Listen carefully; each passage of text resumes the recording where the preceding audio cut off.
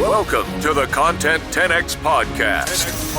The show where content creators learn how to harness the power of content repurposing.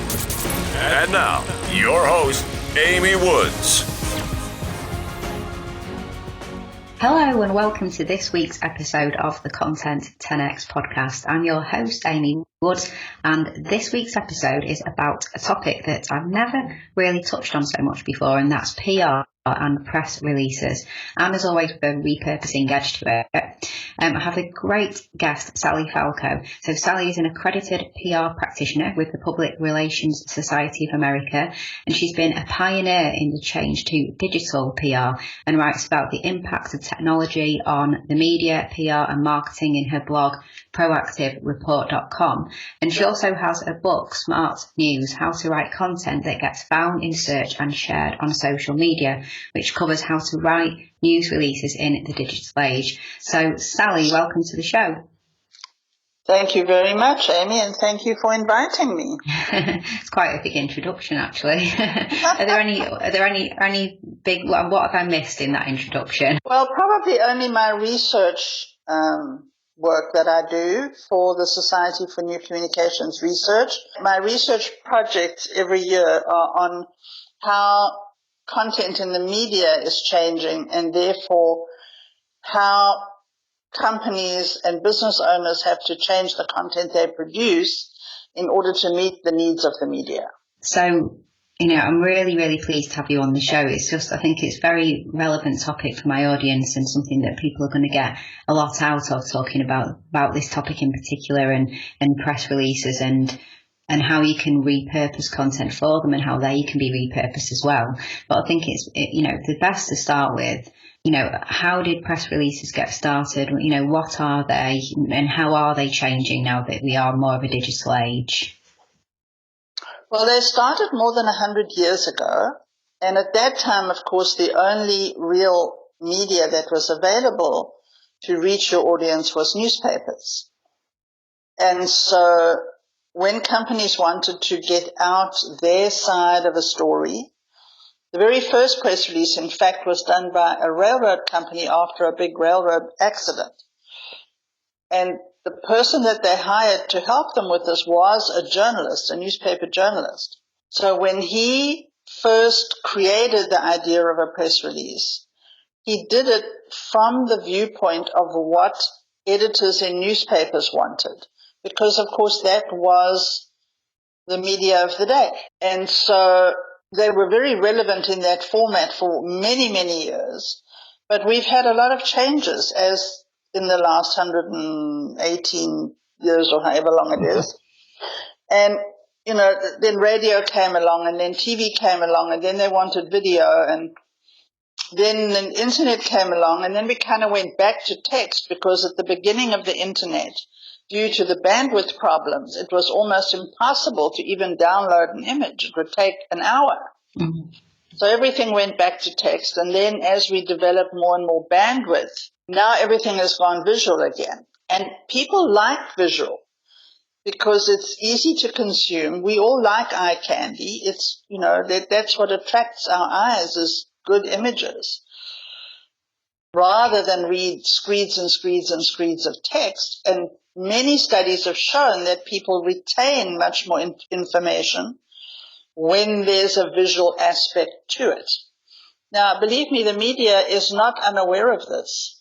And if you look up all the stats on the growth of visual content on the web, you'll see amazing statistics, like 89% of all the content on the web is now visual, and the growth of video, and by 2025, pretty much everything is going to be in video.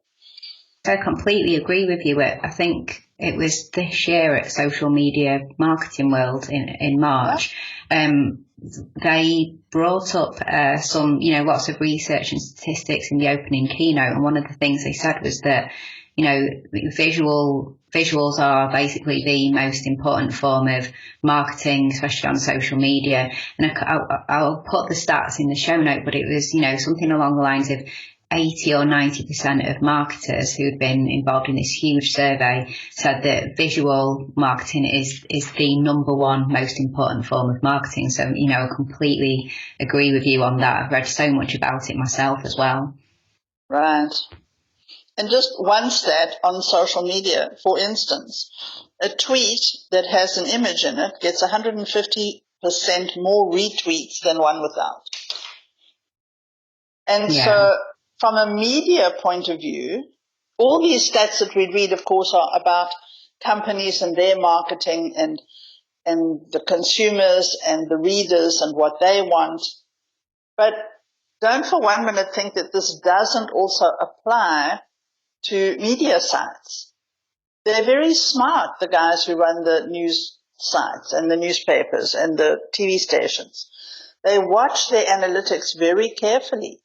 And they have seen over the years that when they post stuff with videos and pictures and infographics, and again, just to make a point, not any old picture. This is not the kind of thing where you say, oh yeah, on my checklist it says I need an image. Oh, there's one. Let me put that one in. Mm-hmm. It's not that. It's an original image that's relevant to the story. And it's something that will extend the experience of the viewer. So if there's a story about a dog, you need the picture to show you what maybe they're not getting from just reading the story. Does that make sense?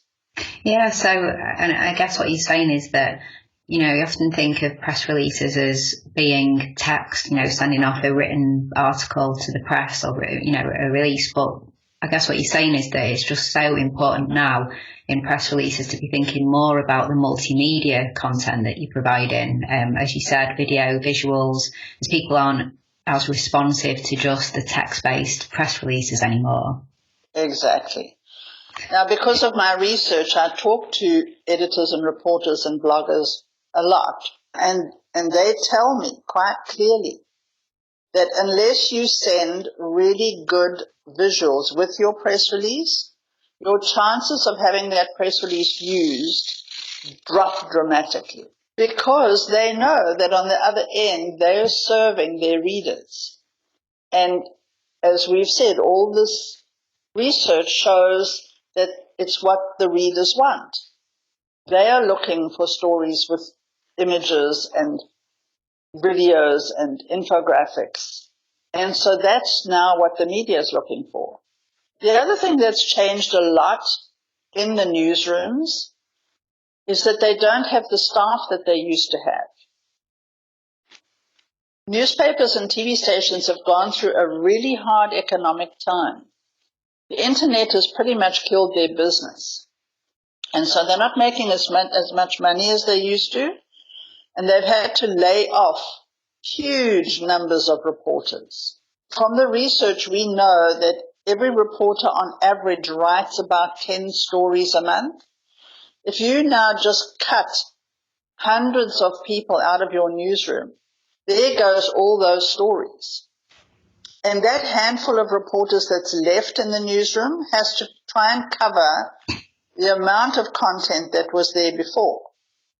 So this is a huge opportunity from a PR point of view, from a business point of view, because there is a bigger demand for media and news content, and there are less people producing it in the newsrooms. So they're using more press release content than they ever were before. So the value of a press release now is not what it used to be, where you would, as you say, you would write a text press release in a very kind of formalized way. It would probably start off, ABC company today announced that, blah, blah, blah, blah, blah. Because the purpose of that was to send it to a newspaper just to give them the information, and then it would go to a reporter who would look at it and say, oh, this is quite interesting, and he or she would write the story. That's not how it works now.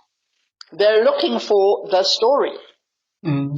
So you have to kind of wear the hat of the reporter when you write your press release.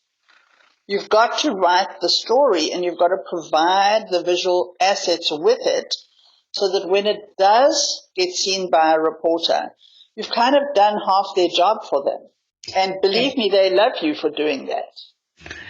Yeah, I completely agree. A good friend of mine, Janet Murray, who I've had on the podcast before, and she was a journalist for many years, and she always says that you need to write the story, and you need to write the story not that you want to tell, but the story that other people want to hear. Exactly. And there's often a very different, very different between what you think is that great story to tell, and actually note that the story that people want to hear can be often very different, and don't get caught up in just, what you think is interesting. It's not always interesting to other people. So I completely get what you're saying. What I wanted to ask is, it sounds today in the digital age, people with small businesses, they have maybe tried to create video content for YouTube and the website, or like myself, have podcasts or blog.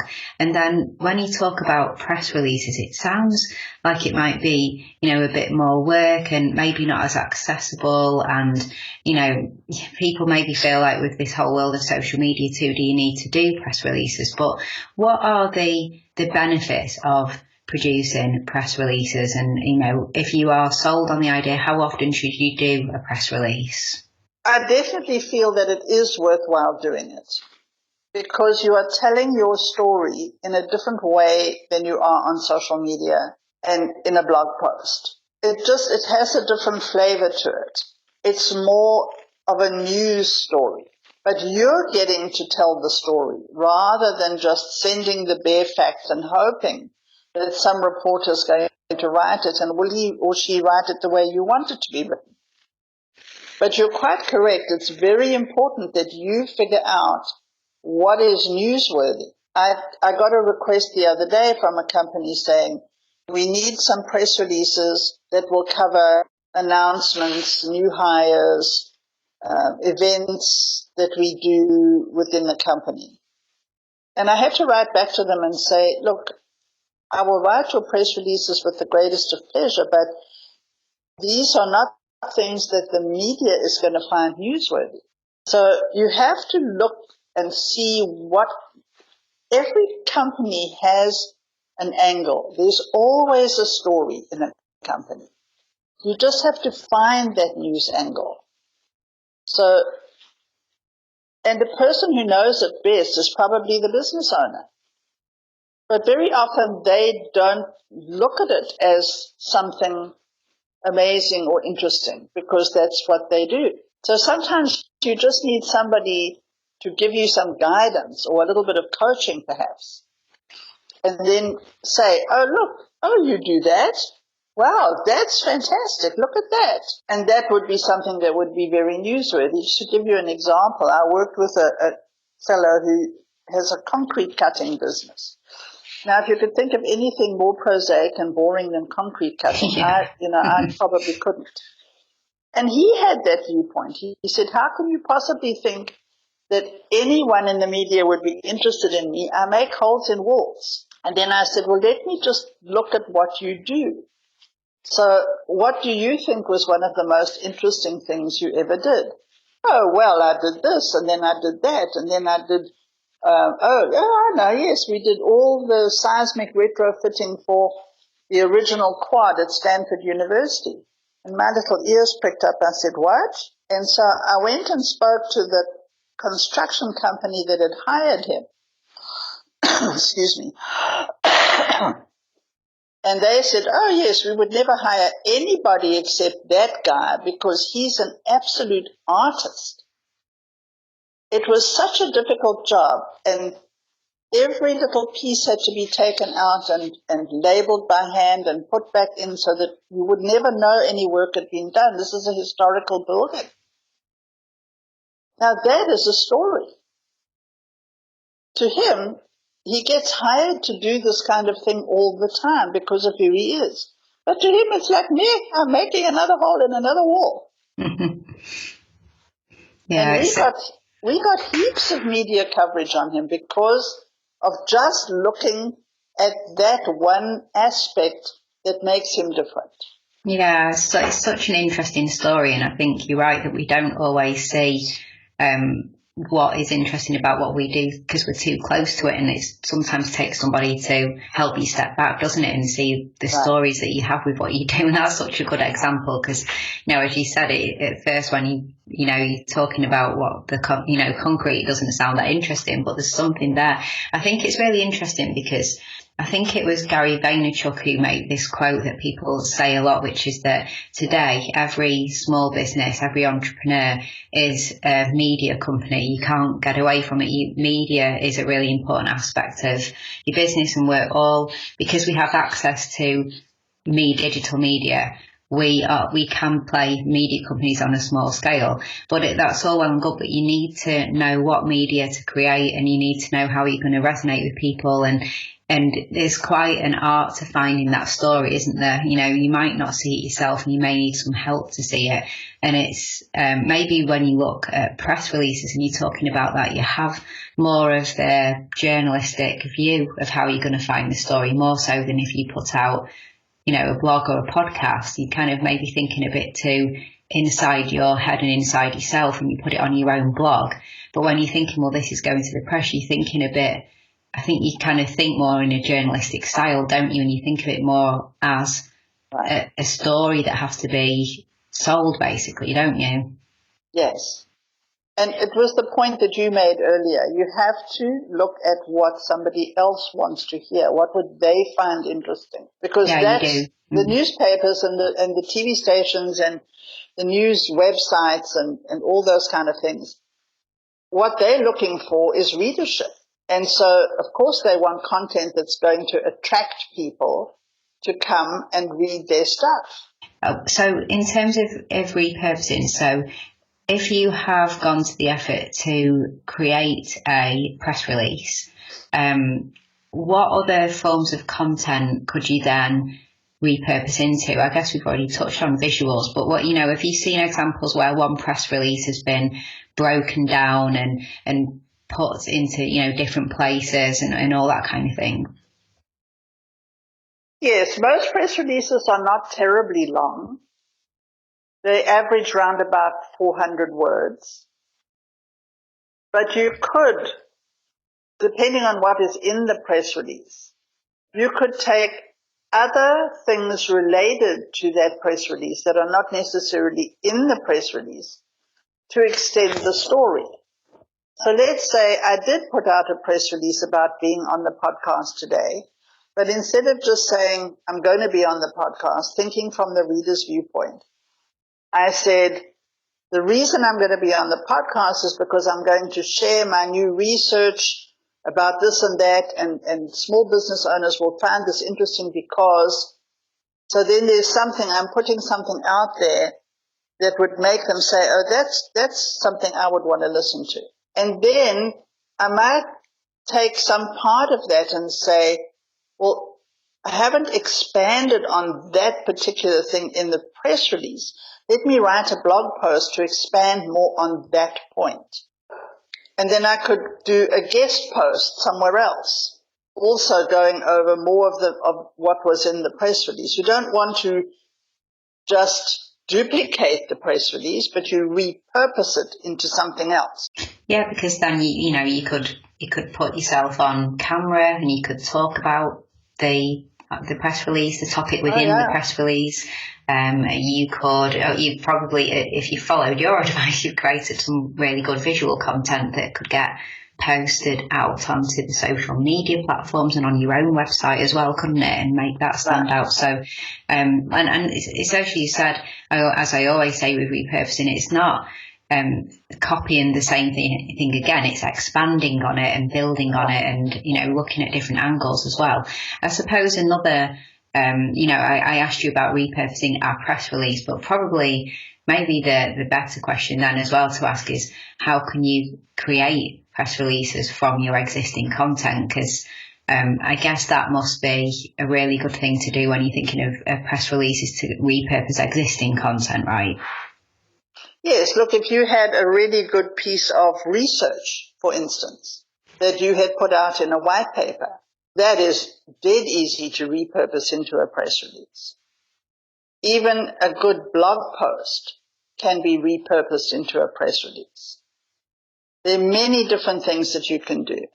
If in terms of if somebody's listening now and they're thinking, right, I really should get on with this press release, it sounds like a really good thing to do, but it still, to me, sometimes sounds a little bit out of reach, for people. How would you recommend, the first step getting started with trying to repurpose a piece of content for a press release, and how do you go about doing that? Well, first of all, would just be to look at what content you have and see what you think the main point of that is. And then look at it with a very critical eye, as though you were going to read it in a magazine or a newspaper. And then say, would this be interesting to me? Where in this thing is there something that might be newsworthy? And usually newsworthy consists of some very basic things: statistics, big money, big names, controversy. And of course, if you read the newspapers and you watch the news, you know that it's mayhem and buckets of blood and people dying. That's always news, but that's not what we're going to write about. So it generally would be around something controversial, yes. Something new that's never been done before, or something that would, like I was talking about with that thing with the Stanford University, it's interesting. It's something you haven't really heard about. So you have to look at your piece of content and say, okay, now what is in here that's really interesting? Then that would become the focus of your press release. Because without that, if it's not newsworthy, it's a waste of time to write the press release, really. Because even if it doesn't get picked up by the media, it will get published somewhere online, but then nobody's going to want to read it because it's dead boring. Exactly. And I guess, you write your press release and, as you said, create maybe some really good visual content to go with it. And then how do you actually go about approaching the press then? What would be the next step once you think you've got this great press release and some visual content to help boost it? The best thing to do if you want to get media today is not to just put it out onto one of the major wire services. Much as I'm sure they won't like me saying that. The reporters, very few of them actually look on the wire for content to publish anymore, because once it's been put out on a wire service, which is like the AP wire, business wire, market wire, I'm sure in England you have similar things. Yeah. The minute that it goes on there, it goes into the internet. That means that story is available to the public. It's not an exclusive news story anymore. In media terms, they've broken the news. It's out there. So now it's not interesting to the newspapers and the TV stations because it's out and it's available. So if you want to really get media coverage, you write your press release. You start off with the 5 W's: who, what, when, where, and why. That's like the most important. That has to tell you the news bit in the beginning. And then you go down and you give more data about each one as you go down. You have all your visuals. And then what you should do is look and see what kind of media you would like to be covered in. So is it the national ones? I mean, we would all like to be in the Wall Street Journal. It's probably not going to happen. But if you are in a particular area, maybe you could look in your little city for your newspaper, your TV station, see who else covers this kind of information. And then find that reporter, see if you can find them on LinkedIn, connect with them on LinkedIn, maybe follow them on Twitter. Most journalists are on Twitter. Retweet some of their stuff. And slowly over time, you have to build up a little bit of a relationship with them so that you're a little bit on their radar. and then you email your press release to them directly. Don't add attachments of big files. Don't add the images, because they won't look at it and they'll just get irritated with you for clogging up their inbox. You need to put all that stuff on your own website, and then just put a 1 or 2 paragraph little introduction to get their interest, and say, you can read the full release here, and give them a link. And should you really just target one journalist at a time, in case they run with it and then it's in multiple places, or is it okay to do it with multiple different journalists? You can do multiple journalists, but the minute that one person publishes it, the rest of them won't. You have to say that. You let them know that it's being published elsewhere, do you? And then, but I suppose if you ultimately do, manage to build those relationships with some key journalists, then it becomes rewarding in the end. I know that there's a Twitter hashtag. I don't know if it's only in the UK, journo request. Potentially it is. And I know that, again, Janet Murray, a friend of mine who was a journalist, she often recommends to follow this journo request hashtag, just to see when journalists are looking for stories as well. They put them on there, and then you can have a look, and maybe sometimes you'll actually see a story that you could respond to, which I know that's different to press releases, but maybe sometimes a way to get in front of some of the journalists is to work with them on slightly different stories. But then as you're working with them on that, I guess you may be able to kind of build that relationship with other ideas as well. That's all really useful. I think something that I haven't done at Content 10X, and I've always been interested in, but thought it seemed a bit out of reach, I suppose. But what you've said, it seems like anybody can put forward press releases, and if you've got lots of content, as we do, as long as you find that story and that angle, as you said, and make sure it's something people want to read, there's no reason why you couldn't stand the chance of being in the, TV or radio or newspapers. It's just about persistence, isn't it? The other thing that you can do is, there are other press release services where you can post your press release. Right. And some of them are free and some of them are not terribly expensive, like the main wire services are. And there is one that I like to use because it's not expensive, and they allow you to put images and videos in without charging you. And it has really, if you can find one of those that has good Google News ranking, then it acts also as people will start to find that press release because it's relevant to your topic. So it's content out in another place.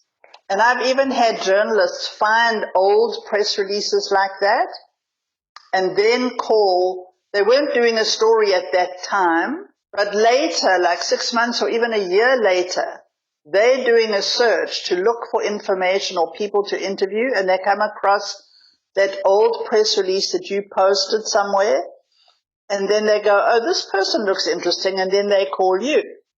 Yeah, I think that's what's so interesting about putting content out there, isn't it? It's that if it's in places that it's there forever, then you really never know when it may come back. It's, I'm a big fan of SEO and of content that lasts longer than putting out things like, social media ads and things that people see in a moment, but when the ad's down, the ad's gone. But all the content that's out there, you just never know when people are going to come in and find you on something. So again, it's just getting your message out there in different places. Like, even if it wasn't taken, if it's somewhere like that and then someone finds it further down the line, it's still really useful, isn't it?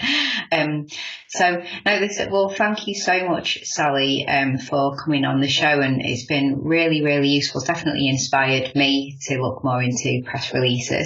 The last question that I have is, where can people go to, find out more about you and to connect with you? My agency website is Meritus Media, MERITUSMEDIA.com. Cool, and that's the best place people should go to find you, Meritus Media. We'll put the links to everything that you've mentioned in the show notes for today's episode. Okay, great. Great. Well, thank you so much for coming on. I really appreciate it. Thank you very much for giving me the opportunity.